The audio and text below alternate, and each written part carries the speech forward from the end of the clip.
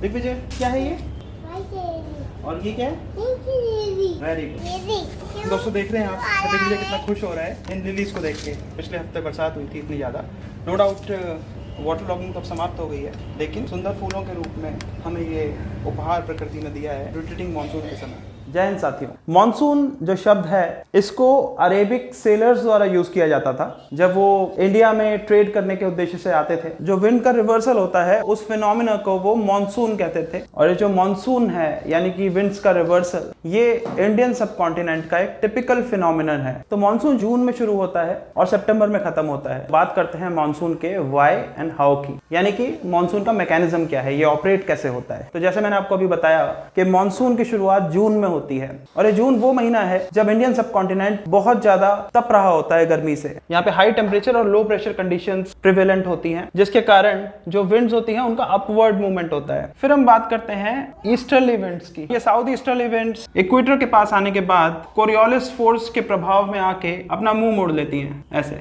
तो जो high temperature low pressure conditions यहाँ पे प्रिवेलेंट हैं, इसके कारण क्या होता है कि जो साउथ ईस्ट ट्रेड विंड्स होती हैं ये यहाँ पे अट्रैक्ट होती हैं, they get pulled to the Indian subcontinent. Indian Ocean से ये विंड्स होती हुई जब मेन लैंड पे आती हैं तो ये मॉइस्चर कैरी करती हैं अपने साथ इंडियन ओशन का। इसी के कारण यहाँ पे मानसून की रेन होती है। अब यहाँ पे दो ब्रांचेस हैं, एक तो है अरेबियन सी ब्रांच और एक है बे ऑफ बंगाल ब्रांच। तो ये जो बे ऑफ बंगाल ब्रांच है ये हिमालय से टकरा के बाइफर्केट हो जाती है, और इसका एक हिस्सा नॉर्थ ईस्ट इंडिया में भारी बरसात करता है। वर्ल्ड की सबसे ज्यादा बरसात मेघालय के मौसनराम में होती है, 1000 सेंटीमीटर के आसपास वहां पे बरसात होती है। बे ऑफ बंगाल ब्रांच का जो दूसरा हिस्सा है वो गैंगेटिक प्लेन्स की तरफ मुड़ जाता है, और फाइनली वो जाके अरेबियन सी ब्रांच में ही मर्ज हो जाता है। अरेबियन सी ब्रांच जो है जब ये इंडिया की वेस्टर्न कोस्ट से टकराती है उसके कारण मानसून विंड्स ऊपर की तरफ उठती हैं, और ऊपर उठने के कारण उनका टेम्परेचर रिड्यूस होता है, ह्यूमिडिटी में डिफरेंस आता है, और उससे भारी बरसात यहाँ पे होती है बैरियर ऑफ वेस्टर्न घाट्स के कारण। तो विंडवर्ड साइड में हम देखते हैं कि मूसलाधार बरसात होती है,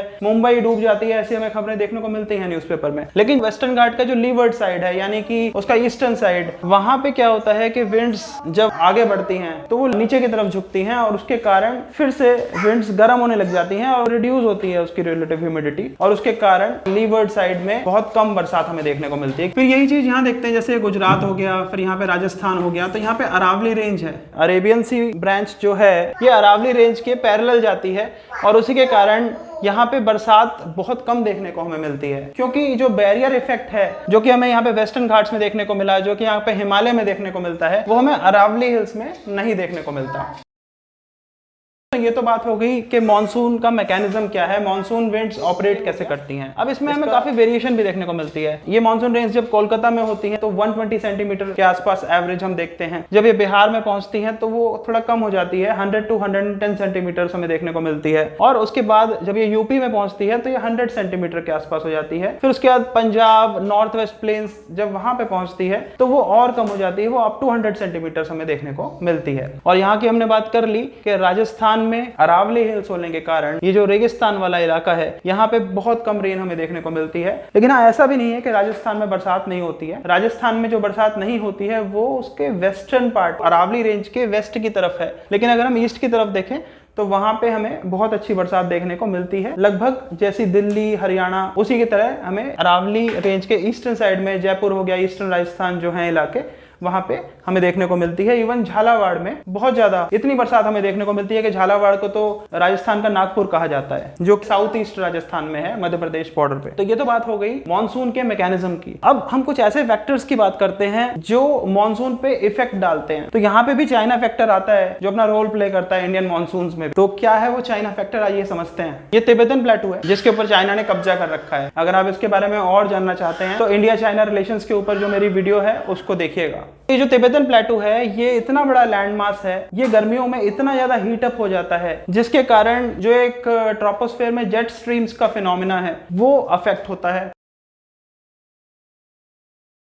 और जेट स्ट्रीम के लोकेशन चेंज होने के कारण मॉनसून भी अफेक्ट होता है। तो दोस्तों जो फैक्टर्स हैं जो कि मॉनसून में अपना बहुत बड़ा रोल प्ले करते हैं, उनमें से एक तिब्बतन प्लेटू और हिमालय भी है। हिमालय का हमने डिस्कस किया कि वो एक तरह से बैरियर का रोल प्ले करता है, और उसके बाद फिर तिब्बतन प्लेटू का हमने देखा कि वो हीट अप होता है, तो वो जेट स्ट्रीम्स को अफेक्ट करता है। तो जेट स्ट्रीम्स भी एक इंपॉर्टेंट फैक्टर है, उनकी लोकेशनल चेंजेस मॉनसून के मैकेनिज्म को अफेक्ट करती है। अब ये तो हो गया कि कैसे ये विंड्स मॉइस्चर कैरी करती है इंडियन ओशन से और इंडिया में रेन कराती हैं। लेकिन सेशन की शुरुआत में हमने बात करी थी कि मॉनसून उन विंड्स को कहा जाता है जो रिवर्स होती हैं। ये तो हो गया एडवांसिंग मॉनसून, और ये हो गया रिट्रीटिंग मॉनसून। रिट्रीटिंग मॉनसून का मतलब है कि मॉनसून वापस लौट रहा है, और यहाँ पे हम देख रहे हैं कि विंड का कंप्लीट रिवर्सल हो गया है। पहले विंड्स इंडियन ओशन से इंडियन पेनिनसुला में जा रही थी, लेकिन अब यहाँ से इंडियन पेनिनसुला से वापस ओशन की तरफ जा रही है। ये रिवर्सल होता कैसे है, अब ये समझने की बात है। सिंपल सी बात है, इस संसार में जो भी होता है वो सूर्य देव की कृपा से होता है। जो मॉनसून है इसके पीछे भी सूर्य देव का ही हाथ है। जो सूर्य का मूवमेंट है वो ही प्रभावित करता है हवाओं को, उसी के कारण हवाएं चलती हैं पूरे ग्लोब पे सूर्य की गर्मी से, और सूर्य के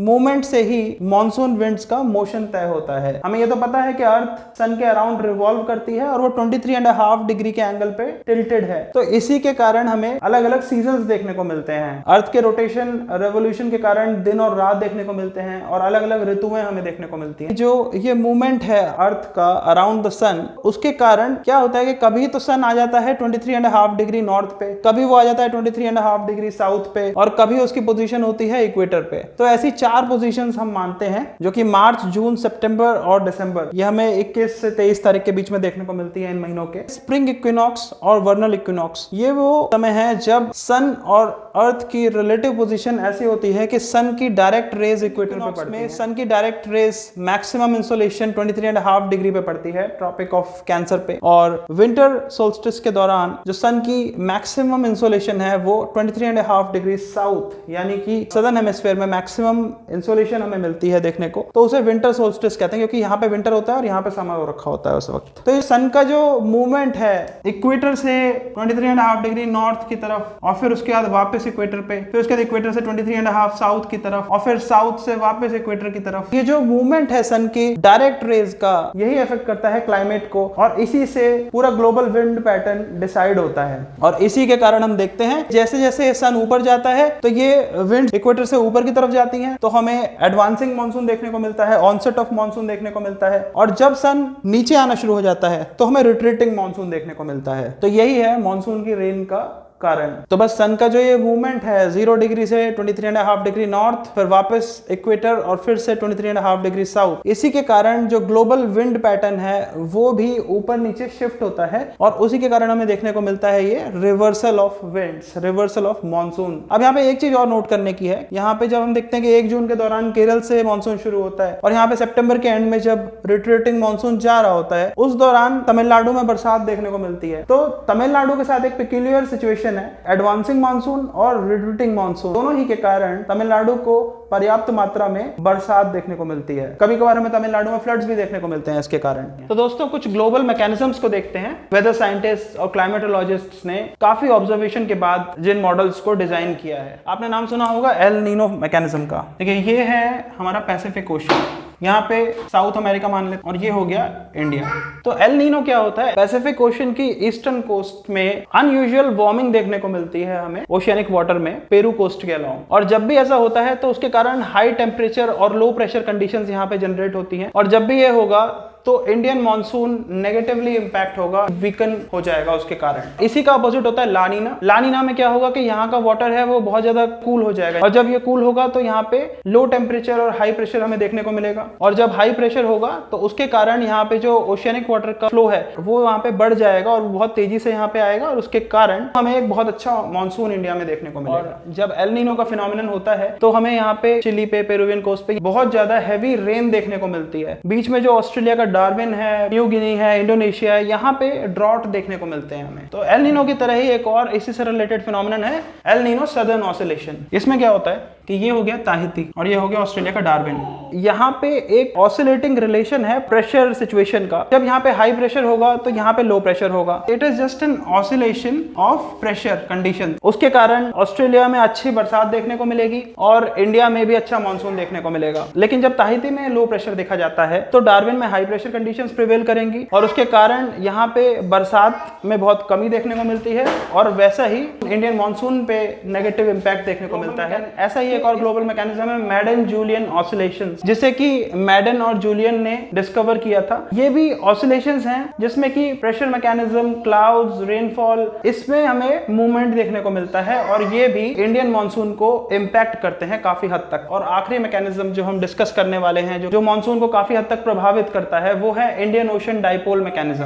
तो दोस्तों क्या है कि ये दो पोल्स बन जाते हैं। ये हो गया इंडिया, अफ्रीकन कोस्ट, और ये हो गया इंडोनेशिया, ये अरेबियन सी, ये बे ऑफ बंगाल। तो एक पोल ये हो गया और एक पोल ये हो गया। अब मॉनसून के दौरान अगर यहाँ पे लो प्रेशर जनरेट होता है तो यहाँ पे हाई प्रेशर जनरेट होता है। अब इस लो प्रेशर के कारण क्या होता है कि इंडियन मॉनसून इंटेंसिफाई हो जाता है और ज्यादा, तो ये पॉजिटिव इंडियन ओशन डाइपोल कहलाता है। लो प्रेशर के कारण विंड्स का मूवमेंट ऐसा होता है कि यहाँ पे और ज्यादा बरसात हमें देखने को मिलती है। और नेगेटिव इंडियन ओशन डाइपोल जो है वो इसका उलट होता है। उसमें क्या होता है कि इंडोनेशिया में हमें देखने को मिलता है लो प्रेशर और ईस्ट अफ्रीकन पोल जो है यहाँ पे हाई प्रेशर देखने को मिलता है। यहाँ पे हमें ज्यादा बारिश देखने को मिलेगी और इंडियन मॉनसून जो है उसकी इंटेंसिटी वीकन हो जाएगी। तो कुछ इस तरह का हमें मैकेनिज्म देखने को मिलता है नेगेटिव इंडियन ओशन डाइपोल में। तो दोस्तों ये था मॉनसून को लेके एक मेरा सिंप्लीफाइड एक्सप्लेनेशन। मॉनसून को समझना है तो आपको बहुत सी मोटी मोटी किताबें पढ़नी पड़ेंगी, बहुत सारे लेक्चर्स आपको अटेंड करने पड़ेंगे, लेकिन मेरा ये प्रयास था कि मैं थोड़ी ही देर में आपको मेजर बातें बेसिक तरीके से समझा सकूं। ये कॉम्प्लिकेटेड मैकेनिज्म है, आसानी से समझ नहीं आएगा।